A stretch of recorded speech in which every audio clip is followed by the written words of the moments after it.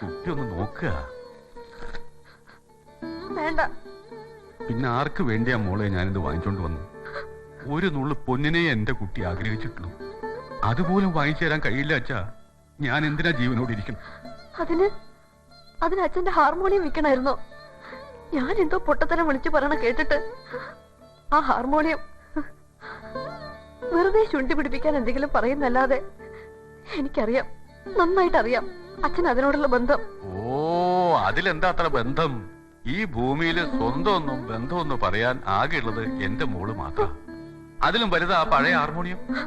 അതും വായിച്ച് കളഞ്ഞ കാലം 4 ചൂട് തെങ്ങിന് തടം കോരായിരുന്നു. നമുക്ക് രണ്ടാൾക്കും ഒരുപാട് ദുഃഖ ദൈവം തന്നത്. അതിനിടയിൽ ഒരു ഇത്തിരി സന്തോഷം പങ്കുവെക്കാൻ ഇങ്ങനെ എന്തെങ്കിലും വേണ്ടേ? ഉള്ളിൽ കരഞ്ഞും കൊണ്ട് എന്നെ സമാധാനിപ്പിക്കാൻ കളി പറയണ്ട.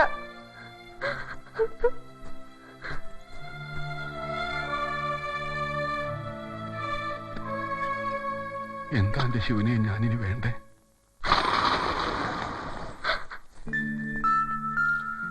എന്താ അപ്പത് കാണിക്കണേ? പാലക്കാട് കൊണ്ടുപോയി പല്ലെടുപ്പിക്കാൻ കരുതി വെച്ചതായിരുന്നു.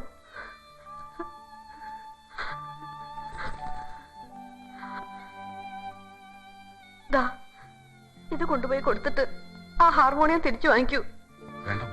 വേണം. അച്ഛന്റെ ജീവൻ വിറ്റിട്ട് എനിക്ക് പൊന്നണിഞ്ഞ് നടക്കണ്ട. അത് തിരിച്ചു വാങ്ങണം.